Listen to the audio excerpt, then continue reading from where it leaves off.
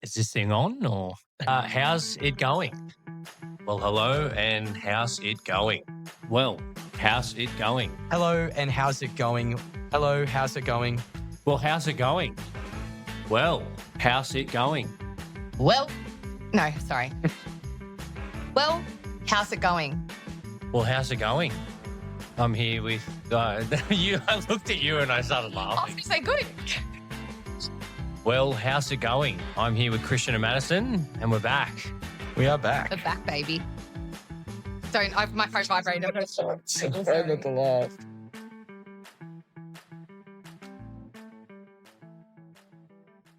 Well, how's it going? My name's Ben Spiteri, and I am here with Kristian Karamanich, That's me. and we are still hungover. Yeah. In continuation from last episode, because we're recording on the same night back to back. And I think the discussion we had right before, in between episodes, was what kind of greasy feed we're going to get after we finish here. It's not good all around. All over. And then Dom's over there going, I've got pasta at home. Sorry that your wife cooks for you, Dom. I think we maybe need to make a decision and not record on Sundays. Yeah. Well, or we could just have self-control when we go out. Very true. I don't know which is more likely realistic. to happen, but yeah. Nah, we'll be okay. We're good. Yeah, we are. We're smart. We soldier on. That's one of our biggest strengths, me and Ben. 100%. Well, Getting onto the business at hand. yeah. Would you like to tell the lovely listeners what we're going to be talking about on this episode? Yeah, we decided to go with rent vesting. Something that's probably a bit more common these days. So I think it's definitely become a bit more of a trend in the last 5 years, I'd say. Yeah, and it's something that a lot of people hear and talk about, but not a lot of people actually understand the inner mechanisms of how it works and how it can ultimately benefit you. Yep. Which I think is really important to talk about. Before we delve in, obviously, if anybody asks if you know a good heart surgeon, you tell them, no, I don't. But there is a great podcast about property that you can listen to. You can find them on Spotify, Apple Podcasts, and hopefully once after we record this, YouTube. We need to get a cut of like the 10 episodes of you saying that differently every time. I think that'd be a good little mashup. Yeah, I know. I think it'd be pretty good. We'll get there. We only started doing it last few episodes, so we don't have enough yet. That's all right. We'll build up. If we last that long. It's very true at this rate. All right. So, Benny, rent vesting. Yeah. I told you I was going to take the lead on this episode because you've been prepping all week for your fight, but you got my notes there. Would you like to tell the people what rent vesting actually is? What is rent vesting? Well, without even looking at your notes, rent vesting to me is living where you want and buying where it's going to be. Where you can afford. Effectively. Yeah. That is exactly right. So the idea is for a lot of young people, home ownership in the area they want to live is just not achievable anymore. And rent vesting basically bridged the gap. So I'm going to be looking down at my notes on camera. Sorry, guys. Basically, home buyers will continue to rent in an area they want to live, which they've otherwise been priced out of. And the idea is you then buy in another area somewhere, which doesn't matter where because you're never going to live there, where you can A, afford, and B, it's going to give you a strong capital growth. So with rent vesting, the important thing, the name of the game is capital growth rather than rental yield is always good. If you can get both, great. But the most important thing is capital growth. Because the idea is that while you're paying rent to live where you want to live, your property is hopefully going up in value at a rate that exceeds the extra outlay you're paying for renting. Yep. In terms of who actually does it, who it's sort of targeted towards that whole idea, it's generally young people and first home buyers more so. Because a lot of those people, obviously, it's basically just anyone who has been priced out of the housing market in the area that they want to live. Which commonly these days is more and more of us. And like you said, young people, first home buyers, it's not really generally affecting on buyers, but. Correct. Because look, for a lot of obviously that older generation, our parents and our grandparents, they bought when the market was a lot more affordable. This old chestnut. I paid $5 for my first house. I paid $37 in a box of beer for a house in the inner west. We're not salty. Shut up. No, and look, that's not a jab at those people. No. They played the hand they were dealt, and obviously we've been dealt a different hand. They worked hard to get their properties. Exactly. It is what it is. It's just, and we can't poke fun at it. Yeah, correct. What can we do? What the fuck's the point? No, and this is exactly why rent vesting has become a thing, and it's a very popular strategy amongst a lot of young people. And the area that obviously it's most prominent, the rent vesting capital of the world, is Sydney. Yep. Not just Sydney. It's obviously you can do it in places like Wollongong too. Yeah. All the other, it's usually capital cities. That's where obviously people are priced out. Regional, you don't obviously really have that as an issue as much. Yep. But ultimately, it's basically gives people a way to get a foot in the door. So I've got notes here. There was research conducted by the Westpac Banking Group, and they found that across the nation, 54% of first home buyers were actively, seriously considering rent vesting as their main strategy. And in New South Wales, it was 61%. And that was for Q3 2025. So up to March. I think a lot of people attest renting when they could buy is a negative thing because you're obviously paying for someone's mortgage. But when you're putting it in perspective of you're really playing on capital growth of the other property, you still have a foot in the market. You're not out of the market. Correct. Because I think I've said on the podcast previously, one of the biggest trade-offs you have when you're buying property is units versus houses. Yep. It's effectively a battle of rental yield versus capital growth. Yep. I'll give you guys some context. I'll give you a personal adage because I'm an open book. I've got a couple of agents. He's very open. I've got a couple of agents trying to sell my unit currently. Yep. We had the first open house yesterday. We did. One party through. We did, but it was raining. The weather was cooked. Did not do us any The weather was about as cooked as me and Ben right now. But yeah, I bought my unit, which is in North Wollongong on Burke Street. Yep. Lovely location, lovely 80 square meter internal size unit. He's writing the ad. I am. I do it all myself. Off market. Private sale. What was it? Yellow bricks? Yeah. Maddie's going to hate us for bringing that up again. No, Ben's doing a good job. I'm joking. And Maddie was doing a good job and then she left on Friday. So Ben's taken over. Taking the reins. I bought 3.5 years ago for $760. I'm now hoping, fingers crossed, to be able to get about $800 for my unit. Probably shouldn't give that away to potential buyers if they're listening to the podcast. But ultimately, that's what I'm looking at, which that's basically going to recuperate my costs of my initial purchase and selling costs, which I never bought it with the intention of capital growth and making money. It was a lifestyle purchase for me. So I don't regret that decision, but it just goes to show if I had have bought with that money, if I had have decided to either stay home or even rent somewhere and buy a house in a high growth suburb in the south part of Wollongong, I could have made a lot more over that time period. Yeah. But like I said, it was a lifestyle thing for me and I was young and wanted to have my little flash unit on the beach, What can I say? A little bachelor pad. Something like that. With my dom. But I don't think there's anything wrong with that as well. Like you said, it was a lifestyle decision. As long as you're conscious of it, that's what I always say. Exactly right. You can't then sit back and go, oh, I've done the wrong thing, or I should have done this, or I should have done that. You need to sit down and make an assessment at the start. Absolutely. And look, if I chose to keep my unit and put it up for rent, I get a very strong rent to yield, but I've decided I don't want to do that. I'd rather just move on and see if I can invest my money elsewhere. And, I'm at that point now, I've got to make some of those decisions. So, but again, it's that whole, not dilemma, but that debate of rental yield that you get from buying a unit versus capital growth that you get from buying a house. And that's obviously where investing kicks in. So what the benefits are, you basically get to live where you want while still building wealth through property, which is a big thing. Yep. You also get massive tax benefits because obviously 100%. You're paying rent, but you've got a mortgage on an investment property. So you get massive negative gearing benefits. So if you're in a position where you're in a semi-high tax bracket, the tax breaks that you get from negative gearing are pretty massive. The other key benefit you get from rent investing is flexibility. Yep. So you can basically live where you want. So because you're renting, you can move around as much as you want, especially some people who, for example, like if you have more of a nomadic career where, you work in a job that's constantly sending you to various different locations. If you're renting, that works for you because you have that flexibility. You're not kind of buying something and then locked into it. Or even just lifestyle. Some people like to move around regularly. Some people like to change the scenery. I don't know. Moving is never really a fun job, but some people like to do it and good on them. It's change of scenery here and there. It can always change things up, which is always a positive too. Correct. So those are the main benefits of it. Obviously, there are downsides though. Yep.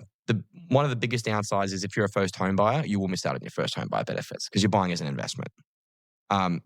Unfortunately, when you buy as an investment, if you want to claim your stamp duty waiver, you have to live in the property now for 12 months, which means you miss out on 12 months worth of rent. And I've done that math before. Majority of the time, the amount you lose in rental income is more than what you save on stamp duty. So it's not worth it. The other issue you've got is schemes like the government guarantee scheme. They only apply to owner-occupier properties. And there's no time frame on that. It has to be owner-occupied the entire time the government is guarantor on your loan. So you can't go live in it for 6 months and then rent it out. So ultimately, part of that obviously also means you need a higher deposit in theory, unless you get a bit of help, family guarantee or whatever you do. But ultimately, no first home buy help. Yep. Another downside is you have lack of stability. We put flexibility in there as a pro. To some people, it's not a pro. Some people, it's a con. Some people want to have that stability of residence, especially. And it might sound a bit, maybe not silly, but some people might not think it's as important, but emotional connection, right? For a lot of people, the place you live brings a certain emotional attachment as well. And I'd say, you don't have that when you're renting. If you're moving around every 12 months, you don't have that. Completely agree. There's definitely a reason that some people stay in their homes for the entirety of their lives. Correct. In some spaces as well. Absolutely. You also obviously have double the property costs. So you're paying a mortgage and you're paying rent. Yep. And capital gains tax. So if you do eventually liquidate the property, you're liable for capital gains tax, which I don't know. I've got that on there as a downside, but the reality is if you want to build wealth through property, you're going to have to suck up some tax. It is what it is. It's not an issue that's unique just to rent vesting. Unfortunately, there's no way to escape that in Australia. No. The ATO's got to stick their hand in that cookie jar wherever they can. So the idea, to sum up everything, it's basically you rent where you want to live. And the best example, so what I went through, Ben was laughing at me with how detailed I went into this, but I've done a full hypothetical scenario with full numbers to kind of back up what I'm saying, just because I want people to understand how this actually looks in reality, not just, in theory. So what I've got, the example I used was Sydney, because it is the best example to use. I used the example of, let's say you're born and raised and living in the inner west in Sydney. To nail it down even further so it's more consistent in my example, I used Marrickville as a suburb. Yep. So the issue you've got with Marrickville, based on data from realestate.com, which is current as of July 2025, and it goes the way they do their data, they do price movements and median prices over the last 12 months. So the median price in Marrickville for the financial year up to June 2025, median house price was $2.125 million in Marrickville. Not bad to be a homeowner in Marrickville. If you bought 30 years ago. To buy a home at that price, assuming you're able to come up with the 20% deposit plus stamp duty, it basically is, which the 20% is $425,000 and $100,000 for stamp duty. So you have to come up with $525,000, which is pretty absurd. Chump change. Yeah, it's nothing for Ben. You then also have, so your mortgage would then be $1.7 million, 80%. Yep. Assuming an interest rate of 5.7, which is probably the pretty standard average rate, probably get less, but just for simplicity's sake, 30-year mortgage at that interest rate on 1.7 mil, your payments are $2,275 per week. Chump change, right? Yeah, no, that's definitely affordable for the average. What is it? What average wage in Australia hovers around the 80,000 mark? For millennials, I think the median income is now $100,000 a year. Okay, so even on a dual income of a couple of 200,000 a year, I don't think you're clearing a week much more than that. We can probably tell you. Yeah, we'll pull up a calculator and keep talking while I do this. I'll talk. No, that's just making an assumption. While Kristian works it out, most couples these days, if they're clearing $2,000-$3,000 a week. Yeah. So here we go. If you're 80%. If you are on, what's this weekly? If you're on an annual salary of $100,000 a year, and let's say you don't have any HECS debt, but you probably do if you're on that kind of money in your 20s, your weekly net is just under $1,500. Wow. So even if you got a couple who are both on the median $100,000 a year, I don't know if it is $100,000. I remember reading something, it was around about that point. Yep. But again, I don't know, ever since I was a kid and a teenager, I always thought, six figures was. Yeah, 100%. Now it's like you need that just to live. Yeah. So if you've got a couple who are both on $1,500 net a week, they've got $3,000. So if you could somehow swing a bank loan as an occupier with that, you've got $700 a week to live off, which is current cost of living price is not great. No. No going out. Well, to give you context, in that same suburb in Marrickville, the median rental cost, again, this is all the same data source, all realestate.com. The median rental cost for a 2-bedroom apartment is $670 per week. Yep. A lot more affordable than $2,275 a week. 110%. So let's say you bought a house then in the southwest of Sydney, right?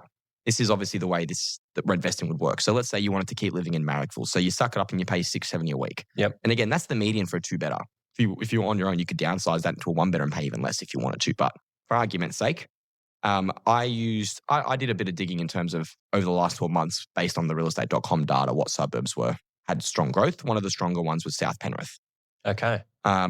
Which obviously, if you're born and raised in Marrickville, all of your family and friends and your entire social network is in Marrickville, the last thing you want to do is move out to South Penrith. I get it.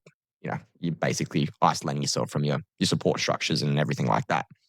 But obviously, and this is obviously where rent investing kicks in. So in the median house price there, again, same time period before, up to the financial year up to June 2025, median house price there was $1,005,000. Again, let's assume you had enough to come up with a 20% deposit plus stamp duty, which is about 240 grand altogether. Your repayments, assuming the same assumptions above, so 5.7% 30-year loan, your repayments would be about $1,076 per week. Massive drop. Massive. More than half. Yeah. And then obviously you factor in if you're rent investing, you will also be receiving some rental income too, which offsets the cost. Again, in South, and this is again, like I said to you, that dilemma of a unit versus a house. The rental yield on a house is not as strong. So in South Penrith, the median rental price for houses is about $600 per week. So if you're assuming you're buying for median price and receiving median rents, I also factored in ongoing costs of about $100 a week. Might be more, could be less. It really depends. It's pretty reasonable. Yeah. Leaves you with a net of about $500 a week. So you clear $500 a week from the rental you receive. Yep. So basically, your out-of-pocket costs are $576 per week on the mortgage, and a further $670 per week that you're paying for your rent in Marrickville where you're living. That gives you a total of $1,246 per week. Even though that is a lot, it's almost half what you would be paying if you just outright bought a house in Marrickville. $1,000 more in your pocket for potentially other investments, for living, for anything. And bear in mind, this is me doing numbers just purely on cash flow basis. You also get massive negative gearing benefits out of that. On a mortgage like that with the interest payments, everything, you get a massive negative gearing benefit, which I didn't break down in my numbers because that is so situational based on how much income you make, what other tax breaks you might have, what if you're getting government benefits too, if you're a couple. Like there's a range of factors that impact that. Yep. So what I then did with that, I looked at obviously over the last 12 months in South Penrith, the median house prices grew by 11.7% according to realestate.com. I don't know how accurate their data is. I think they're generally pretty good. Realestate.com have definitely picked up their game in the last year. Yeah. Well, their data, I think that's just raw data. Yeah. So they don't filter out random supply shocks or demand shocks. If you look at something like CoreLogic and I think they're Catalan, they're a bit more, they tend to, I think they adjust for a lot of those shocks and things like that. But for the sake of this example, I think it's better to use just straight up raw data. Yep. So 11.7%. So assuming that same trend continued over the next 2 years, might not. I don't have a crystal ball. If I did, I wouldn't be sitting here with you. In 2 years' time, your house in South Penrith would theoretically be worth $1.253 million. So you're obviously, like I said, you get a massive windfall at tax time with the negative gearing. So this is now the way my numbers are is without even taking that into account. That in itself would probably net you a lot more. But for simplicity's sake, when you look at a breakdown, over that, let's say again, 2 year time horizon, the rent you pay to live in Marrickville over that time is just under 70 grand. Yep. The interest that you pay, assuming you did bare minimum repayments, which if you had extra money, you dump it in offset, you might pay less, but bare minimum, about 90 grand in interest costs. Your initial stamp duty outlay is 40 grand. The net rent that you receive is about 52,000. Your net position, if you take into account all those costs, you're basically down about 148 grand. The thing is, though, you've also then received capital growth of 248,000. So in theory, you're in the clear 100 grand. Yeah. And then obviously you pay capital gains on it too. But you're also getting tax benefits along the way. And I think in that example, especially, the good definitely outweighs the bad. Yeah, like I said, so you're effectively up 100 grand plus whatever tax benefits you get from having the investment property. And that's if you choose to liquidate and sell at the point. You could keep doing that for a while. So it just shows even over a shorter time period of only 2 years, you're effectively 100 grand better off in that scenario. Yeah. Because you're riding that capital. And that's, again, who knows what the market's going to do. The growth might be more, it might be less. You don't know. It's obviously a bit of a gamble, but everything is these days. Completely right. And just basing on that example, it's you're paying, half? Yeah. I don't know where I was going with that now. Well, your cash flow is, yes. Which we're still lusty. No. I know what you're trying to say. I'll finish your sentence. That's how well me and Ben know each other. Your cash outlay is effectively $1,000 a week less than if you just went and bought a house in Marrickville. Yeah. And for the example that we're using, if we were going off just base income of 100K, you wouldn't get finance for that. You can't. It's not possible. So it's not even an option of, we have the decision. We'll try and make it work for $700 a week. You can't. You couldn't. Correct. And really, you shouldn't put yourself in that position. No. Your options basically are either you look at something like rent investing, or if you want to live where you want to live, you buy a unit in Marrickville. Yeah. problem, and there's nothing wrong with that. Like I said to you, I did it. I bought for lifestyle, not for the purpose of capital growth or rental yield.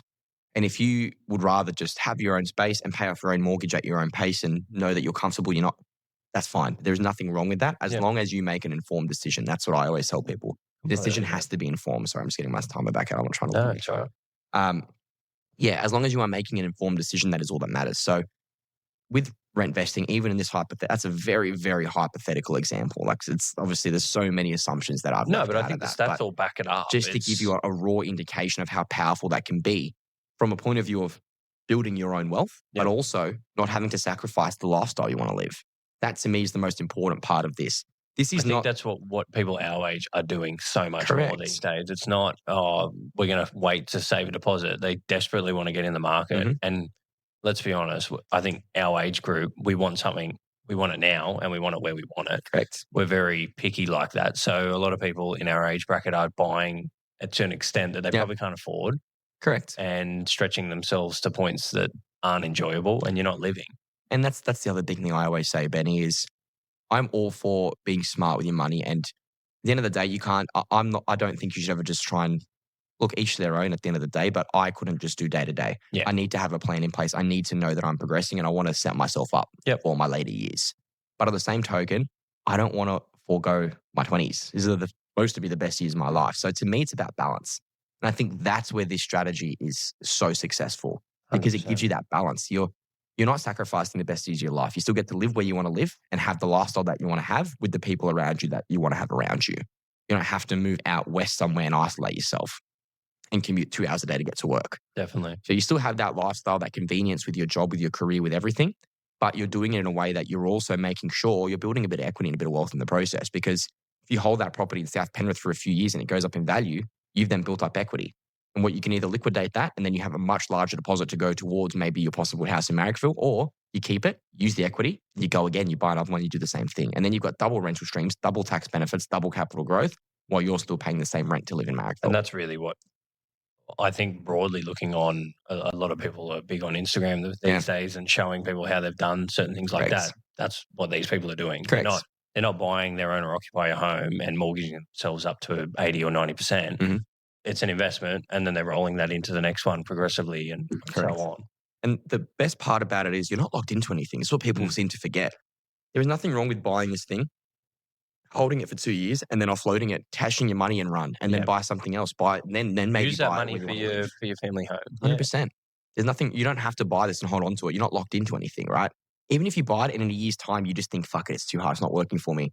Even if you sell it at maybe a slight loss, not a big deal. No. If you want to be free of it and just move on and do something else, you can. You're not stuck. Yeah. Which to me is also really important. So it's a combination of being smart with your money, but still having that. I'm such a big believer in balance and having that. You still want to have a life and have a lifestyle. You don't want to just live and breathe your mortgage and your debt. Definitely. Is this the most optimal strategy from a financial point of view? No. The most optimal strategy is stay at home with mum and dad, buy something and put it on rent and do it that way. That's a pretty common strategy these days as well. And again, there's nothing wrong with that. No. Or the other optimal strategy too, it's there's lots of other ways you can tackle it, but that's the best one. This is the one because you're still getting your washing done for you as well, and meals on the table every night. Ironing, the work. Oh, take me back. It's a nice life, but you know what? Even on that, some people don't have that option. Yeah. Obviously, we're lucky that we always did. I still do. I can go move back into my dad's place tomorrow. He's always said I'm welcome, and not everybody has that. Yeah. We're very lucky to have that benefit. Please don't misunderstand me. I know not everybody does. So if you don't have that benefit, then maybe this is your optimal strategy, right? Yeah. And I think even bringing it back to a Wollongong level, funnily enough, as we were talking about that, I sometimes just keeping an eye on realestate.com, you see these properties that sell from maybe around the high ones, the $2 million mark, and then they're on the rental market straight away for around $1,000 or $1,100 a week. And it's like, well, that's a perfect example for someone that maybe couldn't afford that type of property, but they want to live in that type of home. Like, for example, myself, at this stage, I probably can't afford a 5-bedroom home with a pool and stuff like that, but maybe can afford to rent it and keep my current property as well. Correct. Exactly. And there's lots of options. I've been looking at myself now, given I'm selling my place. I've been contemplating the idea too, mainly because Wollongong is, I view Wollongong as basically Sydney, but on a smaller scale. Yeah. In the sense of you've got units in Wollongong in the centre of town. You can buy them reasonably priced compared to Sydney. You can put them on rent and get a decent rental return, but they're not going to go up in value as drastically as, for example, we've spoken about it before, some of those really, the suburbs we expect to be high growth. Well, you were in the next couple saying of it was years. Lake Heights, wasn't it? I did a bit of digging. Again, looking at the raw data from realestate.com, and one of the highest growth suburbs in Wollongong in the last 12 months was Lake Heights. Yeah. And they had growth of like 10.7%. Which is huge. Even suburbs like Dapto, Unanderra, Berkeley, they're all around the 6.5%, which isn't bad. Yeah. Again, I don't think you're going to get the same returns as you would in Sydney because it's Sydney. It's just a different It's a whole beast. other beast, yeah. But again, if the rental that you're paying is also scaled down in Wollongong too. Exactly right. You can get a 1 or 2. You can get a 2-bedroom unit for rent in Wollongong somewhere, sometimes for like 500, 550 a week. Yep. And if you can buy a house in Berkeley for 800 grand, that's going to go up in value, 15% over the next 2 years.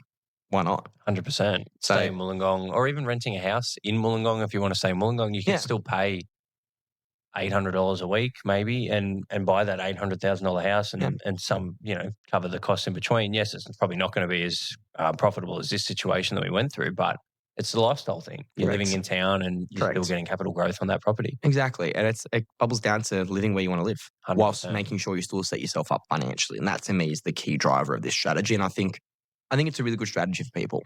I think if you're in a position where you don't have that luxury of being able to stay at home with your parents, like what we maybe do, and you have to, for example, some people we get it all the time in Wollongong. I remember through uni, the amount of people I met at uni who had moved to Wollongong from rural areas, they don't have that family support network here because their family are not from here, and they're on their own. And in that situation, you can't just say, go home and live with mummy and daddy. They don't have that option. So therefore, a strategy like this would be really, really helpful. Yep. Especially in the context of Wollongong too. You live in town, you pay $550, $600 a week for a nice little 2-bedroom unit somewhere.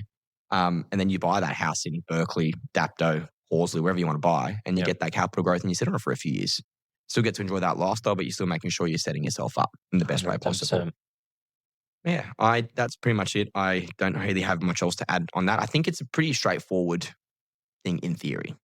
Putting it into practice is harder. Yeah, I think it's also, and probably very broadly speaking, everyone's situation is different. I think doing something is better than doing nothing at the same time as well. And if this was an easier step for people and it gives you a lot more freedom and stuff like that, then hey, jump on it. Correct. But like you said, it doesn't apply to everybody, right? Exactly right.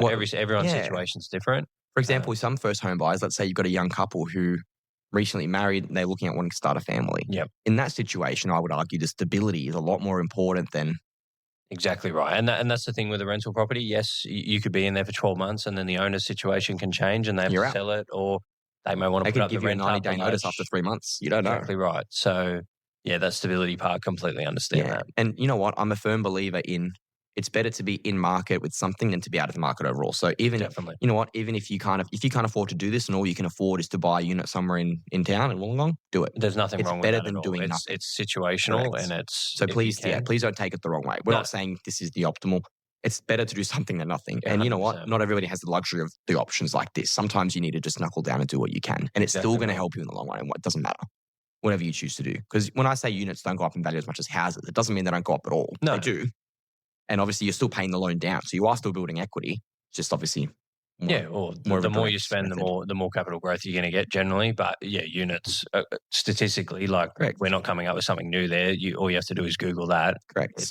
It's nearly double in some areas. Absolutely. So I think it's important to note for everybody, not everybody is in a position where they can do this kind of thing. And that's okay if you're not. There's nothing wrong 100%. with, or even if your personal circumstances are different. Like I said, if you are more concerned with that stability and you'd rather just buy your own unit, pay it off, sit on it slowly. If you're going to be down an income stream because you're going to have a kid or something, do it. Give yourself that stability and worry about the rest later. Exactly right. You always got to put your own needs ahead of, the financial side of it. Obviously, both are important, but ultimately, no point setting yourself up financially if you're also going to be miserable in the process. Exactly right. Balance. I remember having that conversation with you. Yeah. That's a very realistic thing. Might have been my dad. It's easy to get us mixed up, clearly. No, both good looking. Well, depends who you ask. I'm really on with compliments. Really? I know. I don't know how I feel about it. It kind of throws me. I'm just glowing you up. Yeah, I know. I think we're going to have a special episode coming up of Broker Wants a Wife, so I'm just trying to He's buttering me up. He wants me on board.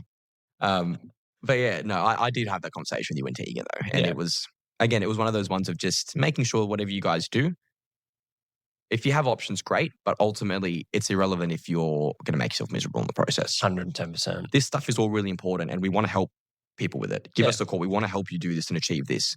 But I will always say to you, first and foremost, make sure that you're comfortable where you are and that you're at least semi-happy. Exactly minimum, right. you know, like you're at the very least complacent. There's no point in mortgaging yourself up and you've got $50 a week to spend and you just sit at home in tears. Correct. Yes, all right, you may be making good money in 10, 15 years with capital growth and so on, but what's the point? Correct. I think the adage my dad always uses is no point buying something for the sake of buying something, then you get home every day and walk up the driveway and think, fuck, I hate this place. Yeah, and that's so real. Yeah. It's so real. It is. Alrighty. I think we're going to wrap that up there. Last episode was a bit longer, so we'll keep this one down to a reasonable time, I think, by comparison.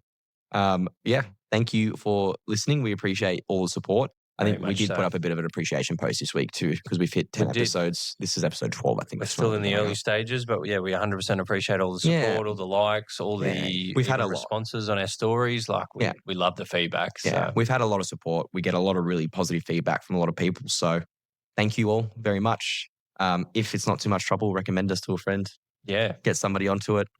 100%. And if they're thinking, if you or your friend or your family member or your dog or your cousin or your cousin's fish, if they're thinking of rent vesting, get them to get in touch with us. I thought you were going to make a podcast joke then. Sorry, that's why I was laughing. Yeah. Didn't I do it at the start?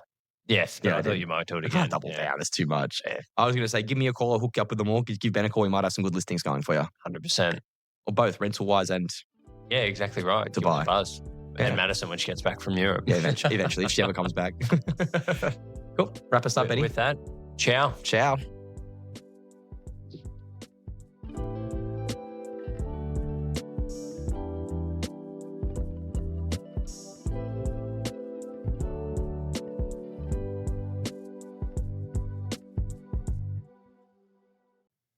Everything presented in this podcast is for information and entertainment purposes only, and all advice is to be considered general in nature.